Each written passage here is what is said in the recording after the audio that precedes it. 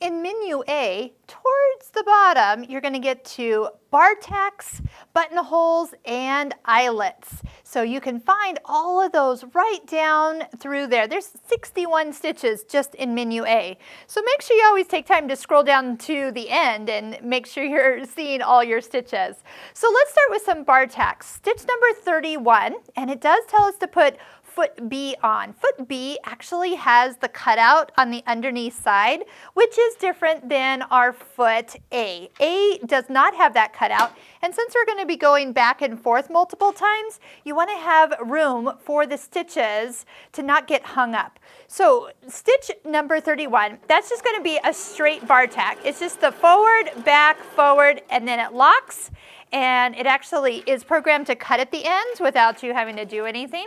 And that's all you get. You just get one simple bar tack. Now, stitch number 32 is when you get to control the length. So you do see with the black dot where it's going to start, and notice that there's a reverse button showing on your screen.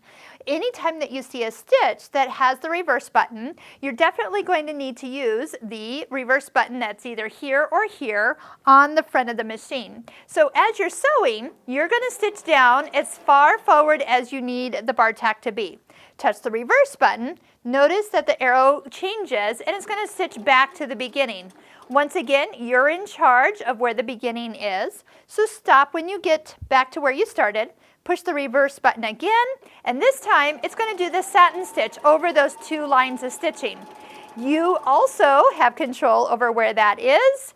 Touch the reverse button, it locks and also cuts at the end when you touch that reverse button for the last time. So you can make any lengths as you go. Next, let's talk about the eyelets. So 59, 60, and 61. So each of these eyelets are just different shapes, a circle, an oval, or the teardrop. And again, just put it in. I might even just use the start-stop button to stitch it out. And if you need help with the way it turns out, use some stabilizer.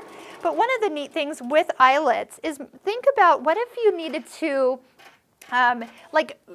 instead of tying a quilt, you could actually do a decorative stitch or an eyelet and contain all the layers of the quilt together just by touching the start button. It will finish with the locking stitches and it will cut and lift the foot all at once. I mean, how quick would that be instead of tying a quilt to actually just stitch it in all the blocks? So check out all the utility stitches in your menu A.